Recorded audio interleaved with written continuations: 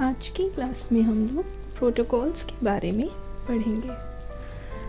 Protocols, a protocol is a set of rules और guidelines for communicating data. Rules are defined for each step and process during communication between two or more computers. Networks have to follow these rules to successfully transmit data. Protocol एक तरीके के set of rules हैं जो digital communication में इस्तेमाल किए जाते हैं। प्रोटोकॉल्स के द्वारा ही यह तय होता है कि कंप्यूटर नेटवर्क पर डेटा कैसे ट्रांसमिट होगा और कैसे रिसीव होगा। कंप्यूटिंग में प्रोटोकॉल्स को डिजिटल लैंग्वेज भी कहा जाता है। इनके बिना हम इंटरनेट पर एक दूसरे से कम्युनिकेट नहीं कर सकते, ना ही डेटा को एक कंप्यूटर से दूसरे कंप्यूटर पे भेज सकते हैं। इंटरनेट पर हमारे द्वारा भेजी गई फाइल्स अथवा मेल इसी इंटरनेट प्रोटोकॉल के अनुसार कार्य करते हैं। एग्जाम्पल के लिए हम ह्यूमंस ने भी अपने व्यवस्थित यातायात के लिए कई ट्रैफिक रूल्स बनाए हैं, जिन्हें फॉलो करके हम अपना समय भी बचाते हैं और इससे हमारी सुरक्षा भी बरकरार रहती है।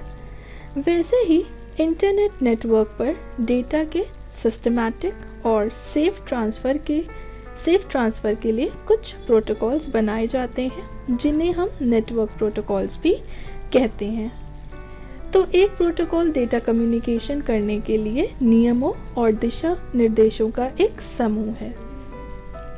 कॉमन नेटवर्किंग प्रोटोकॉल्स, यहाँ पे कुछ कॉमन नेटवर्किंग प्रोटोकॉल्स दिए हैं। जैसे सबसे पहला हमारा जो प्रोटोकॉल है वो है FTP, file transfer protocol. File Transfer Protocol is an internet utility software used to upload and download files. It gives access to directories or folder on remote computer and allows software, data and text files to be transferred between different kinds of computer. FTP works on the basis of same principle as that of client server. FTP client is a program running on your computer that enable you to communicate with remote computers. FTP client takes FTP command and send these as requests for information from the remote computer known as FTP server. FTP एक protocol है जिसका उपयोग एक computer से दूसरे computer पर files को send करने के लिए किया जाता है। यह protocol TCP and IP protocol की हेल्प से फाइल को सेंड या रिसीव करने का काम करता है। अर्थात FTP की हेल्प से इंटरनेट पर मौजूद फाइल्स को आप डाउनलोड कर सकते हैं या अपनी फाइल को इंटरनेट पे अपलोड कर सकते हैं। जब हम अपने कंप्यूटर से किसी फाइल को रिमोट कंप्यूटर पे सेंड करते हैं, तब यह प्रोसेस अपलोडिंग कहलाती है, और जब किसी फाइल को रिमोट कंप्यूटर से अपने कंप्यूटर पर प्राप्त करते हैं तो यह प्रोसेस डाउनलोडिंग कहलाती है। To access remote FTP server, it is required but not necessary to have an account in the FTP server. When the FTP client get connected, FTP server ask for the identification in term of user login and the password of the FTP client. If one does not have an account in the remote FTP server, still he can connect it to the using anonymous login. Using anonymous login, anyone can log into a FTP server and can access public archives anywhere in the world without having an account. One can easily log into the FTP site with the username anonymous and email address as password. Internet पर अनेक host होते हैं जिन्हें remote computer या FTP server भी कहा जाता है। इन रिमोट कंप्यूटर से आप अधिक से अधिक जानकारी प्राप्त कर सकते हैं, लेकिन ये सारी जानकारी प्राप्त करने के पहले आपको उस कंप्यूटर पर लॉगिन करना होता है। FTP पर अत्यधिक कॉमन प्रयोग एनोनिमस सर्वर है। FTP साइट पर जो एनोनिमस FTP को अलाउ करती है, इनके एक्सेस करने के लिए पासवर्ड की आवश्यकता नहीं होती। आपको केवल एनोनिमस के रूप में लॉगिन करना है तथा अपना ईमेल एड्रेस पासवर्ड की तरह एंटर करना होता है। ऑब्जेक्टिव्स ऑफ एफटीपी के कुछ ऑब्जेक्टिव्स हैं। Provide flexibility and promote sharing of computer program, files and data. यह फाइल्स को शेयर करने की सुविधा प्रदान करता है। Transfer data reliably and more efficiently over network. यह नेटवर्क पर डेटा को अत्यधिक मजबूती से और कुशलता से ट्रांसफ़र करता है। इनकरेज इम्प्लिक्ट और indirect use of remote computer using internet. Internet का उपयोग करने वाले दूरस्थ कंप्यूटर के इनडायरेक्ट उपयोग को प्रोत्साहित करता है। Shield a user from variations in storage system among host. एक यूज़र को होस्ट के बीच स्टोरेज सिस्टम में बदलाव से बचाता है। Telnet or remote computing is telecommunication utility software which uses available telecommunication facility and allow you to become a user on a remote computer. Once you gain access to remote computer, you can use it for the intended purpose. The telnet work in a very step-by-step procedure. The command typed on the client computer and sent to the local internet service provider, and then from the ISP to the remote computer that you have gained access. Most of the ISP provides facility to telnet into your own account from another city and check your email while you are traveling or away on business. Telnet का full form teletype network है। Telnet एक ऐसी utility है जिसका use routers, switches, server और ऐसे बहुत सारी नेटवर्किंग डिवाइस को एक्सेस करने या कम्युनिकेशन या फिर मैनेज करने के लिए किया जाता है।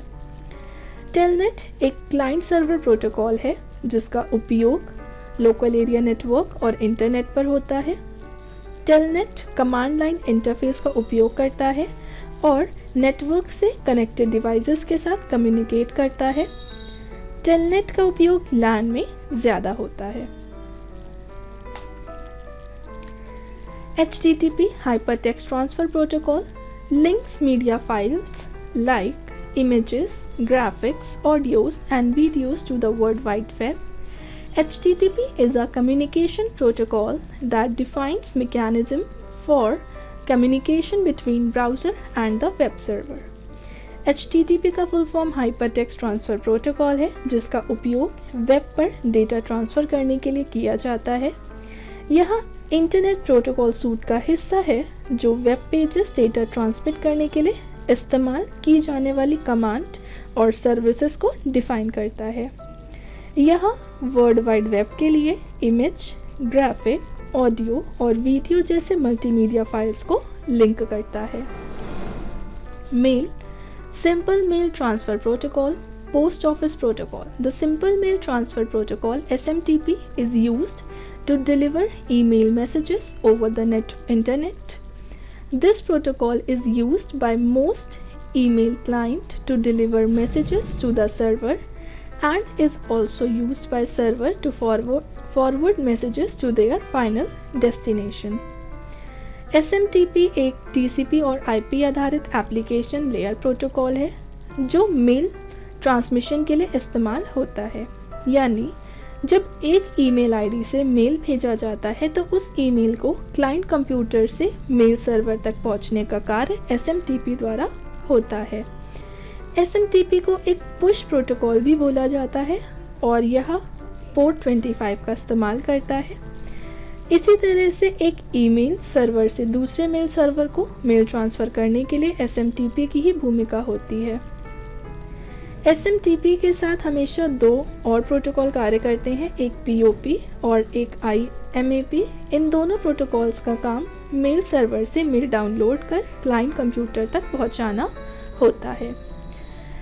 पोस्ट ऑफिस प्रोटोकॉल, POP और post office protocol is widely used email application protocol that can be used to retrieve email, and email server for the client application such as Microsoft Outlook.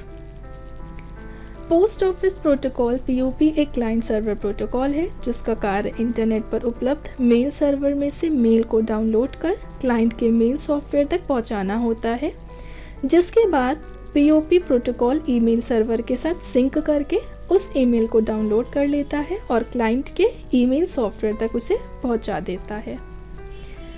Transmission control protocol, a connection oriented communications protocol that facilitates the exchange of messages between computing device in a network. It is the most common protocol in the network that use the Internet Protocol IP. Together, they are sometimes referred to as a TCP and IP. TCP का means Transmission Control Protocol और IP का means Internet Protocol है। यह नियमों का एक समूह है जो इंटरनेट कैसे कार्य करता है यह डिसाइड करता है। यह दो कंप्यूटर्स के बीच इंफॉर्मेशन ट्रांसफ़र और कम्युनिकेशन को पॉसिबल करता है। इनका प्रयोग डेटा को सुरक्षित ढंग से भेजने के लिए किया जाता है। TCP की भूमिका डेटा को छोटे छोटे पैकेट्स में बांटने की होती है और IP इन पैकेट्स पर डेस्टिनेशन पॉइंट पर पता अंकित करता है। TCP IP इंटरनेट में उपलब्ध प्रोटोकॉल है जिसके ज़रिए इंटरनेट नेटवर्क या अन्य इंटरनेट डिवाइसेस के माध्यम से सूचनाओं का आदान प्रदान होता है। TCP IP कंप्यूटर व नेटवर्क के मध्य कम्युनिकेशन बनाने वाले प्रोटोकॉल्स का एक समूह है जिनके ज़रिए हम अपने मोबाइल या अन्य डिवाइसेस की मदद से इंटरनेट से सूचना का आदान प्रदान करते हैं। Next, user data protocol, user datagram protocol UDP. UDP is a communication protocol that makes messaging easy between various computing devices in a network. The user datagram protocol or UDP is another widely used transfer protocol. It's faster than TCP, but it also lesser reliable. UDP does not make sure all packets are delivered in order and doesn't establish a connection before beginning or receiving transmission. UDP user datagram protocol के लिए जाना जाता है। यह data transferring के लिए उपयोग की जाने वाली प्रोटोकॉल्स के TCP एंड IP सूट का हिस्सा है। UDP एक स्टेटलेस प्रोटोकॉल के रूप में जाना जाता है जिसका अर्थ है कि यह स्वीकार नहीं करता कि भेजे जा रहे पैकेट्स प्राप्त हो गए हैं। इस कारण से UDP प्रोटोकॉल आमतौर पर स्ट्रीमिंग मीडिया के लिए उपयोग किए जाते हैं। Internet is a network of networks. In order to send or receiving any kind of information with internet, that sender and receivers in anywhere in the world should be connect internet dedicated routers and servers. Here any kind of information means maybe text messages, graphics, voice, video and or any other type of file. A global computer network providing a variety of information and communication facilities consisting of interconnected networks using standardized communication protocol. Internet information technology की सबसे आधुनिक प्रणाली है, सबसे modern प्रणाली है। Internet को आप विभिन्न नेटवर्क्स का एक विश्व स्तरीय समूह या ग्लोबल नेटवर्क कह सकते हैं। इस नेटवर्क में हज़ारों और लाखों कंप्यूटर्स एक दूसरे से जुड़े हैं। इंटरनेट किसी कंपनी या सरकार के अधीन नहीं होता, बल्कि इसमें बहुत से सर्वर जुड़े हैं जो अलग अलग इंस्टीट्यूशन या प्राइवेट कंपनीज़ के होते हैं। कुछ popular internet services like FTP, www प्रयोग इंटरनेट में इंफॉर्मेशंस प्राप्त करने के लिए होता है। इंटरनेट को हम वर्ल्ड वाइड एडवर्टाइजिंग का माध्यम कह सकते हैं। इंटरनेट क्लाइंट सर्वर आर्किटेक्चर पर आधारित है जिसमें आपका कंप्यूटर या मोबाइल जो इंटरनेट पर मौजूद सूचनाओं का प्रयोग कर रहे हैं वो क्लाइंट कहलाते हैं और जहां यह सूचना सुरक्षित रखी है उन्हें हम सर्वर कहते हैं। Uses of internet. Internet has been the most useful technology of the modern times, which helps us not only in our daily lives but also our personal and professional lives development. The internet helps us achieve this in several different ways. The internet is therefore the largest encyclopedia for everyone in all age categories. Internet modern times की सबसे उपयोगी technology रही है जो ना केवल हमारे daily lifes में बल्कि हमारे पर्सनल और प्रोफेशनल लाइफ्स के विकास में भी हमारी मदद करता है। इंटरनेट हमें इसे कई अलग अलग तरीक़ों से हासिल करने में मदद करता है, इसलिए इंटरनेट सभी एज कैटेगरीज में सभी के लिए सबसे बड़ा इंसाइक्लोपीडिया है। History of internet. As you might expect for a technology so expansive and ever-changing, it is impossible to credit the invention of the internet to a single person. The internet was the network of dozens of pioneering scientists, programmers, and engineers who each developed new features and technologies that eventually merged to become the information superhighway we know today. जैसे कि आप इतनी विस्तृत और हमेशा बदलती technology की अपेक्षा कर सकते हैं, इंटरनेट के आविष्कार का श्रेय किसी एक व्यक्ति को देना इम्पॉसिबल है। Internet dozens of scientist, programmer और इंजीनियर का काम था जिन्होंने प्रत्येक न्यू फीचर्स एंड टेक्नोलॉजीज़ को डेवलप किया है जो इवेंचुअली इंफॉर्मेशन सुपर हाईवे बनने के लिए मर्ज कर दिए गए हैं, जिसे आज हम जानते हैं। Long before the technology existed to actually build the internet, many scientists has already anticipated the existence of worldwide network of information. वास्तव में इंटरनेट के निर्माण के लिए टेक्नोलॉजी के एग्जिस्टेंस में आने से बहुत पहले कई वैज्ञानिकों ने इंफॉर्मेशन को वर्ल्ड वाइड नेटवर्क के अस्तित्व का अनुमान पहले ही लगा लिया था। Nikola Tesla toyed with the idea of a world wireless system in early 1900s, and visionary thinkers like Paul Otlet and Vannevar Bush conceived of mechanized searchable storage system of books and media in the 90s, 30s and 90s, 40s. Still, the first practical systematic for the internet would not arrive until the early 1960s, when MT's JCR Linkeder popularized the idea of intergalactic network of computers.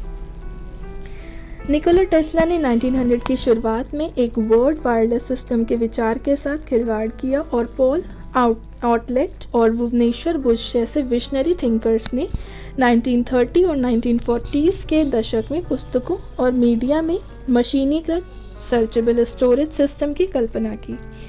फिर भी internet के लिए पहली व्यावहारिक योजना 1960s के दशक की शुरुआत तक नहीं आई, जब MIT's के JCR लिंकलर ने कंप्यूटर के इंटरगैलेक्टिक नेटवर्क के विचार को पॉपुलर बनाया। Shortly thereafter, computer scientists developed the concept of packet switching, a method for effectively transmitting electronic data that would later become one of the major building blocks of Internet. इसके तुरंत बाद computer scientist ने packet switching की अवधारणा विकसित की, जो electronic data की प्रभावी ढंग से प्रसारित करने के लिए एक विधि है जो बाद में इंटरनेट के मेजर बिल्डिंग ब्लॉक्स में से एक बन गई है। The first workable prototype of the internet came in the late 1960s with the creation of ARPANET, or the Advanced Research Project Agency Network. Originally funded by the US Department of Defense, ARPANET was packet switching to allow multiple computers to communicate on a single network. सबसे पहले internet की शुरुआत अमेरिकी सेना द्वारा pentagon US के defence department में की गई थी।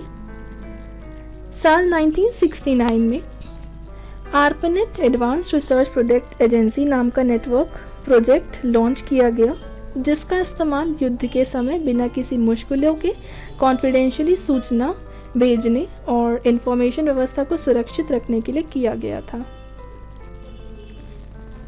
वहीं थोड़े समय बाद इससे मिलने वाले बेनिफिट्स को देख रिसर्चर्स, साइंटिस्ट, मिलिट्रीज के लोग और कॉन्ट्रैक्टर्स इसका इस्तेमाल करने लगे। इसके बाद धीरे धीरे इसकी लोकप्रियता बढ़ती चली गई और आज इस नेटवर्क का यूज़ पूरी दुनिया कर रही है। The technology continued to grow in the 1970s after scientists Robert Kohn and Winton Cerf developed Transmission Control Protocol (TCP) and Internet Protocol, a communication model that set a standards for how data could be transmitted between multiple networks. ARPANET adopted TCP and IP on January 1st, 1983 from their researchers began to assemble the network of networks that became the modern internet.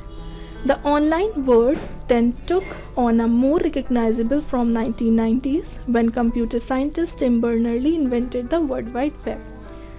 While it's often confused with the internet itself, the web is actually just the most common means of accessing data online in the form of websites and hyperlinks. The web helped popularize the internet among the people and serve as a crucial step in developing the vast trove of information that most of us now access on a daily basis. सबसे पहले Vinton grey Surf और Robert cone नाम के 2 person के द्वारा साल 1970s में internet की शुरुआत की गई थी, इसलिए इन्हें इंटरनेट का जनक भी कहा जाता है। रॉ टॉमिल्सन ने साल 1972 में पहला ईमेल भेजा था।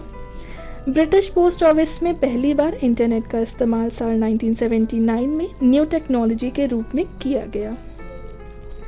नेशनल साइंस फेडरेशन ने कुछ हाई स्पीड कंप्यूटर्स को जोड़कर साल 1980s में एक नेटवर्क NSF नेट तैयार किया, जिसके बाद इंटरनेट की नींव रखी। साल 1984 में इस नेटवर्क से 1000 से ज़्यादा निजी कंप्यूटर्स जुड़ गए। इसके बाद धीरे धीरे इसका तेज़ी से विकास हुआ और इसने दुनिया के सबसे बड़े नेटवर्क का रूप धारण कर लिया, जिसका यूज़ बड़े स्तर पर लोगों द्वारा कम्युनिकेशन और रिसर्चर्स के लिए किया जाने लगा।